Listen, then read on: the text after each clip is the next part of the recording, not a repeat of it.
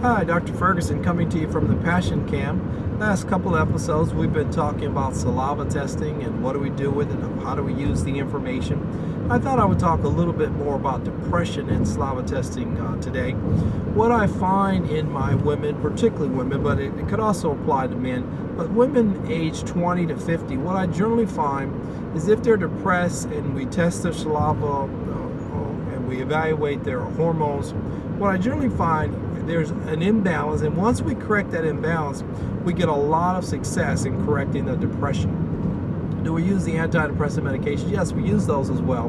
But many times, once we get the hormones in balance, we're able to either decrease or get rid of the antidepressant medications. Same kind of things happen with fibromyalgia and chronic fatigue syndrome. Both of those often have a depressive component to it.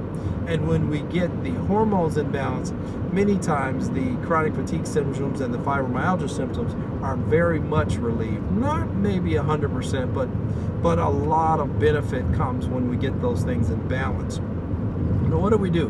We check the cortisol levels before, in the morning, in the afternoon, evening, and night. We see what those levels are, and those levels are going to help us determine what time of day they may be more stressed than others, because many times when a person is depressed, they have stress more one time than another. And so that helps us to look at that. So it helps us assess the patient's overall day.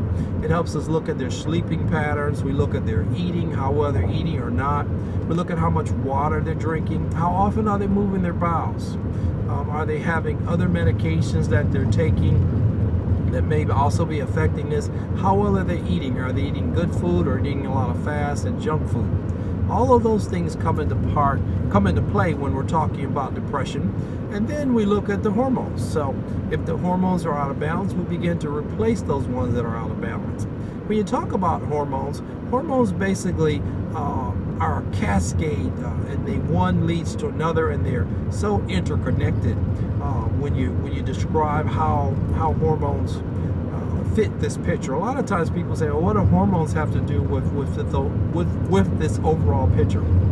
A lot, an awful lot, because when your hormones are out of balance, a lot of times you're out of balance, man or female. And again, most of our work is with the ladies, but men have the same exact hormones, and many times I do treat my men as well, and I get very good results.